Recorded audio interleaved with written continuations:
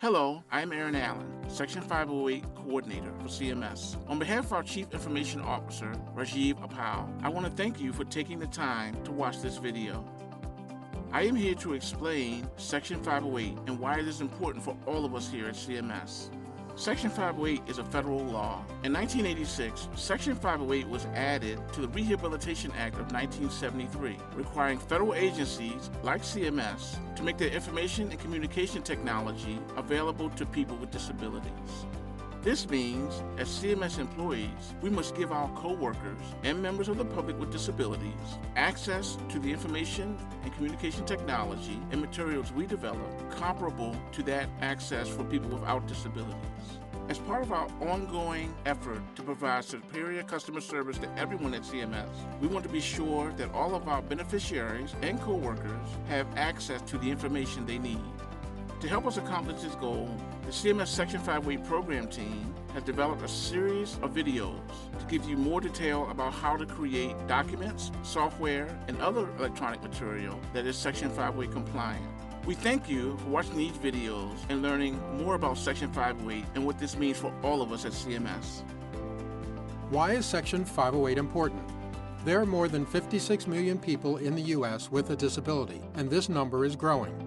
The 5 major categories of disabilities are vision, including blindness, low vision, and color blindness; hearing, people who are deaf or hard of hearing; motor, where someone may be paralyzed or not have the use of certain limbs; speech, people who are not able to speak or who have a speech impediment; and cognitive, including people who have dyslexia, autism, or ADHD.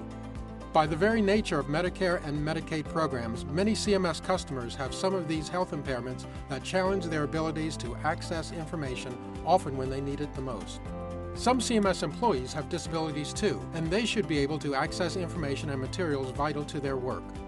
And we should always remember that compliance with Section 508 is a federal law, and if any employee or any member of the general public cannot access the material they need, this could result in frustration, complaints, and even legal action against CMS. What services are provided by the CMS Section 508 program team? Our services include providing resources for Section 508 education and awareness, conducting systems and application testing, offering Section 508 guidance on procurements, delivering resources to CMS Section 508 clearance officers, and consulting stakeholders on Section 508 related issues. As an employee, what should you do for Section 508 compliance? Anyone new to the agency is informed about CMS Section 508 during orientation, and every year CMS employees are required to participate in annual training. Many of us at CMS work with Word or Excel documents and PowerPoint presentations, but you may not be aware that when you create these documents, they should always be Section 508 compliant. For these Microsoft Office applications, there are built-in tools you can use to determine if your materials are compliant and that provide instructions on how to fix errors. Every component has a designated Section 508 clearance officer who can review materials before they are distributed.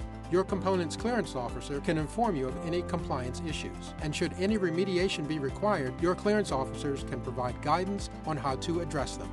Employees can visit the Section 508 area on cms.gov to find remediation resources, and the Tech Central office here at CMS headquarters is ready to assist you with hands-on knowledge. The CMS Section 508 program team is also available to answer questions. You can email us at cms_section508@cms.hhs.gov. As a manager, what can you do? Be sure your team members know about 508 compliance and what they should do to ensure adequate customer service to coworkers, constituents, and customers. Encourage your staff to seek out and use CMS Section 508 resources and training materials. And if you are the business owner of a project, keep in mind that systems, applications, or other programs you create for CMS must be Section 508 compliant. As a contractor, what should you do? Contractors and other vendors utilized by business owners are required to prove their awareness, knowledge, and ability to adhere to CMS Section 508 standards and testing. For software applications, this ability is acknowledged through the Voluntary Product Accessibility Template, or VPAT. The VPAT is a document that verifies Section 508 standards, and this should be completed for new applications developed for CMS as well as for commercial off-the-shelf products. We have more details about the VPAT in additional videos in this series and in other resources. Let's summarize the basics of CMS Section 508. Section 508 requires federal agencies like CMS to make electronic documents and other materials available to coworkers and to the general public who may have accessibility-related issues. Compliance with Section 508 is the law.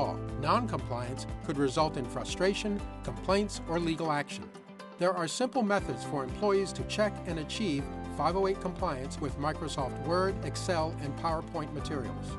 Every component has a designated Section 508 clearance officer, and materials should be reviewed by these clearance officers before they are distributed. For systems and applications, business owners, contractors, and other vendors are also required to ensure 508 compliance.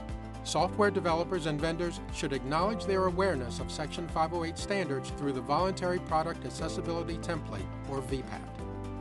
For more general information on the web, go to cms.gov.